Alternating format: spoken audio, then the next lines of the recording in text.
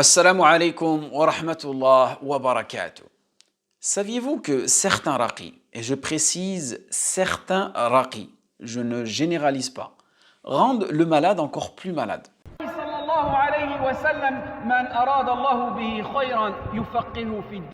Avec des phrases du genre il y a en toi 99 djinns. Et c'est pas fini. S'ajoute à cela, il y en a un parmi eux qui est amoureux. Et il y en a un parmi eux qui vient de la Mecque. Et l'autre, il est chrétien. Et l'autre, il vient juste de se convertir.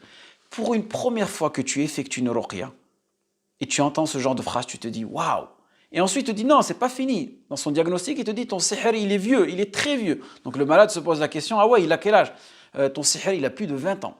Donc, lorsque tu entends ce genre de discours, tu peux réagir de deux façons. Soit tu tombes dans une dépression et tu penses qu'il n'y a plus d'issue, ou bien inconsciemment, tu te déresponsabilises et tu trouves en fin de compte une réponse à tous tes problèmes. Et les deux façons ne vont pas réellement t'aider à avancer dans ta vie. Attention, je ne suis pas en train de dire que la possession, le mal occulte n'existe pas. Je parle juste de la façon dont elle est approchée. Et il y a d'autres raqis, sans te diagnostiquer, ils te disent directement, je sais ce que tu as. Toi, ça se voit, tu es touché par l'aïn. Toi, par un mes. Toi, par un sihr madfoun. Enterré, un sihr avalé.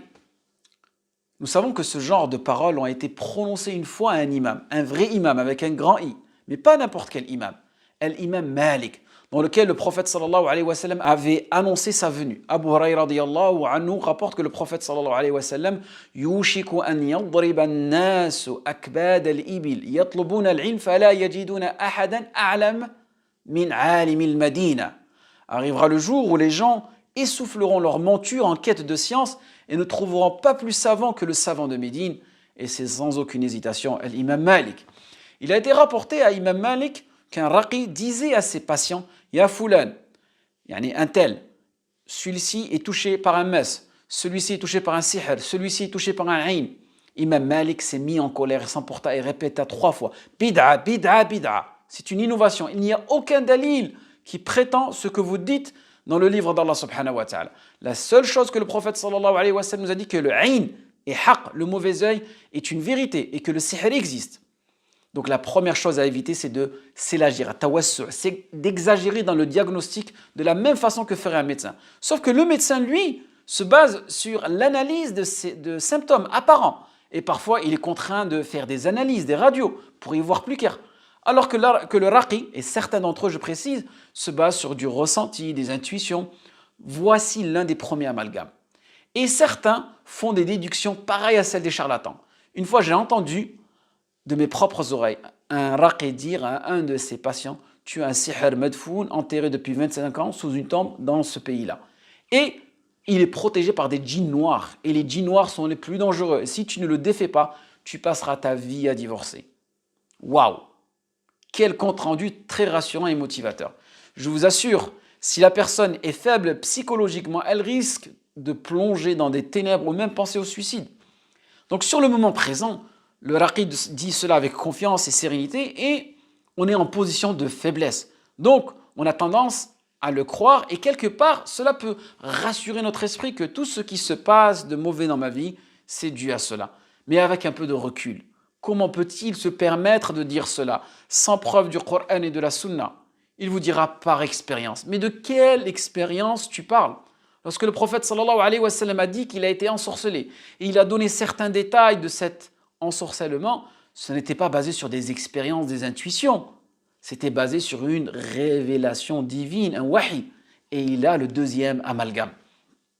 Pire que cela, certains pseudo-raqis te donnent des noms d'endroits, de personnes qui vont ajouter du wasawis à ces gens-là et penser que c'est sa belle-mère ou son beau-frère ou bien sa propre mère qui lui a fait cela. Donc, tu viens soi-disant te faire soigner et tu en ressors plus malade. Et en plus, tu commences à avoir des doutes sur tes proches. Combien de familles ne se parlent plus? Combien de familles ne se visitent plus? Combien de familles ont divorcé? Combien de familles ont fini en prison à cause de ces fausses spéculations? Tout cela, les savants disent, et c'est la yajou, ce n'est pas autorisé. Deuxième point important, après t'avoir diagnostiqué, il va te donner un traitement. Ce type de sihr nécessite 3 kilos de miel. Ce type de sihr nécessite une lecture de cette sourate spécifique 7 fois et 3 fois par jour. Lis un nombre précis de versets à des moments spécifiques de la journée. Une fois le matin, une fois à midi, une fois le soir, une fois avant de dormir, une fois avant les repas, une fois après les repas. Tout cela n'est pas autorisé. Ce n'est basé sur aucune preuve.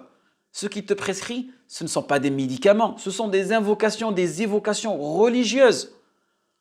Pour donner un chiffre spécifique à un moment spécifique, il te faut une preuve dans notre religion. Car les gens prennent cela ensuite comme une religion, une législation, et propagent cela entre eux. Vous trouvez des formules toutes prêtes sur Internet. En revanche, les savants basés sur des preuves du Coran et de la Sunna disent qu'il est autorisé de lire un wird, c'est-à-dire lire une partie, une portion du Coran, un hizb, un deux hizb, la moitié d'un hizb, 2 hizb par jour, une fois le matin, une fois le soir, à n'importe quel moment de la journée. Mais cela est spécifique à toi. Vous voyez la différence, c'est spécifique à toi. Et ce que les savants ont appelé ayatul hirz. Et sans s'en rendre compte, des gens ont créé des procédés, des trames à utiliser pour faire la ruqya, alors que ni le prophète, ni les compagnons nous en ont donné une méthode spécifique à suivre. Et regardez comment les sahaba se faisaient la ruqya, comment est-ce qu'ils la pratiquaient. Et regardez nous aujourd'hui, comment on pratique la ruqya. Une règle aussi à connaître, toute invocation ou lecture du Coran spécifiée par le temps, l'espace et qui a une récompense spécifique font partie des choses tawqifiyya, immuables, donc nécessitent un dalil. Et s'il n'y a pas de dalil, cela sera une innovation. Donc les raqis qui statuent des wirds spécifiques aux gens, cela est un amr khatir, dangereux. Donc 2 conseils. Je conseille à moi-même au raqi de s'éloigner du tashkhis, des diagnostics. Et 2e conseil, de s'éloigner des traitements qui ne sont pas basés sur des preuves du Coran et de la Sunna. Aussi de s'éloigner des pseudo-raqis qui pensent détenir la science du monde invisible, soit par leur propre expérience ou bien en utilisant un djinn. Et même si ce djinn est musulman, cela n'est pas autorisé. Car les djinns sont les plus grands menteurs et cela peut mener au shirk. Car celui qui utilise ce procédé peut être aussi un kahin, un voyant, ou bien un sahir, un sorcier. Et aussi ces vidéos démesurées qui font des millions de vues, dans lesquelles on voit un djinn qui danse, un djinn qui chante, des dialogues avec des soi-disant djinns. Et ces discussions peuvent vous faire tomber dans des wasawis. Beaucoup de personnes ont fait du mimétisme sans s'en rendre compte en regardant ces vidéos-là. Ils ont reproduit cela au moment où ils se sont fait une ruqya, on leur a fait une ruqya. Parce que avoir vu ces images, avoir écouté ces discussions, ces conversations, soi-disant entre un djinn et un raqi, eh bien, ça affecte ton intérieur, ça affecte ton subconscient. Donc, tu peux rentrer dans une bulle de wasawis. Donc, barakallahu fikoum, je sais que être touché par le monde de l'invisible, par le mal occulte, ce n'est pas quelque chose de facile. Beaucoup de personnes disent qu'il faut le vivre pour le croire, mais il faut trouver la meilleure des solutions. Et il faut patienter. Il y a des personnes, alors pendant 1 an, 2 ans, 10 ans, 5 ans, 20 ans, chacun son épreuve, qu'Allah lui facilite. D'accord? Il faut accepter cette épreuve-là et faire un maximum d'efforts et comprendre que cela c'est une épreuve et qu'Allah subhanahu wa ta'ala, si tu as choisi toi, c'est qu'il y a une réelle raison.